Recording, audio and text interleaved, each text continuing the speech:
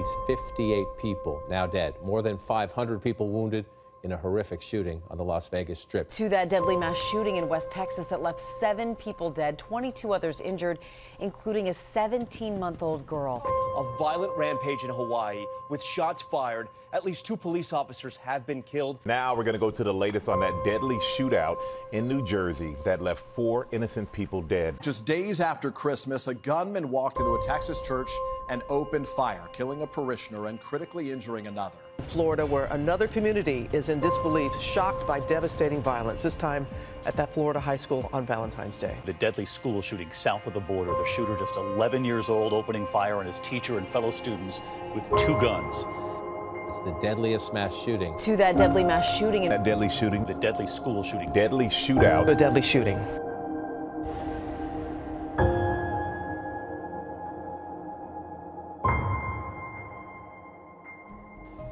Hundreds of Americans die every day to gun violence, and it seems like nobody's doing anything to help. Lack of mental illness exams, ease of buying a gun, and the glorifying of mass shooters are the 3 leading issues in gun control.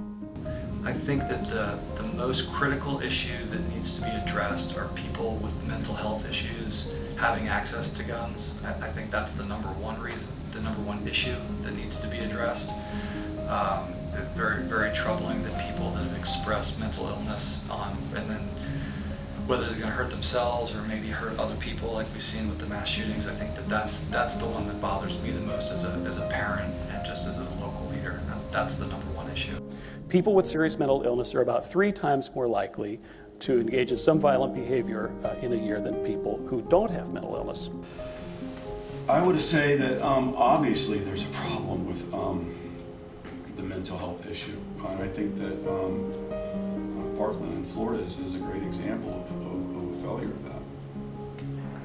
We have to confront mental health. There's never been a case that I've ever seen, I'm sure everybody would feel the same, where mental health was so obviously 39 different red flags. I mean, everybody was seeing them. The local police, the state police, the FBI, everybody was seeing that this guy was sick and nothing happened. I had an issue in Jupiter, and I can tell you firsthand knowledge, a firsthand story. I had a person who threatened violence against me, and this gentleman was Baker acted, which basically meant he was brought in for a mental health exam. He stayed in the hospital for almost a week, and then about a year later, he was able to get a hold of guns, and then he wound up going inside, killing his wife and killing himself. And this guy clearly suffered from mental health issues. These types of folks who had been Baker acted are still able somehow to be able to get guns. Current regulations allow anyone to buy a gun, and the Second Amendment simply does not fit the advancements of the 21st century. We went to a local gun store to see how easy it would be to purchase a gun. First, they told us that they would need to see an ID and that we needed to fill out a background check. If everything was okay, we could purchase a gun and receive it 5 days later as a cool-down period.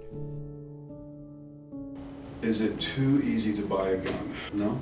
It takes a good hour for me to even purchase it, and then I can't carry the gun out of the store unless I have my concealed carry permit.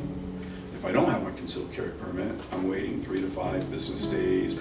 Person-to-person private sales in the state of Florida, I go, yeah, that's pretty easy.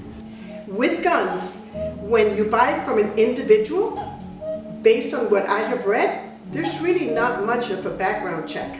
And when you do it through a gun store, there is a background, but I'm not sure how thorough and how much time is allowed. So I definitely think that it is very easy today to get a gun.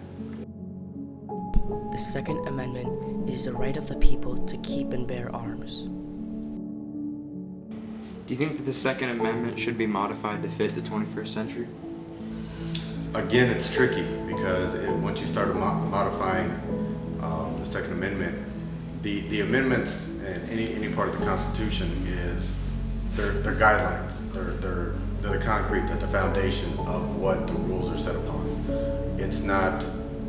You can always modify it, and if you actually look into it, states have modified their own because each state has their own rules and regulations to owning a gun, owning concealment carries. They have modified it. I don't think that you can go in depth and actually mess with the foundation, but each state has the right to modify who owns a weapon, how they obtain it, and everything else like that. So I believe it already is somewhat modified, and I think it's just up to the legislation to actually do a better job of it. Absolutely.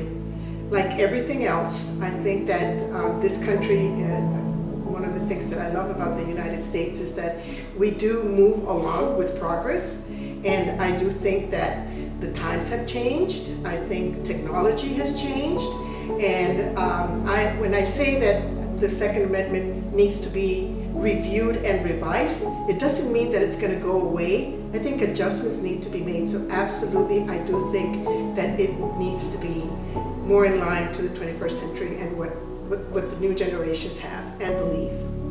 Whether pro-gun or anti-gun, I think we can all agree that gun control is a big problem that must be discussed.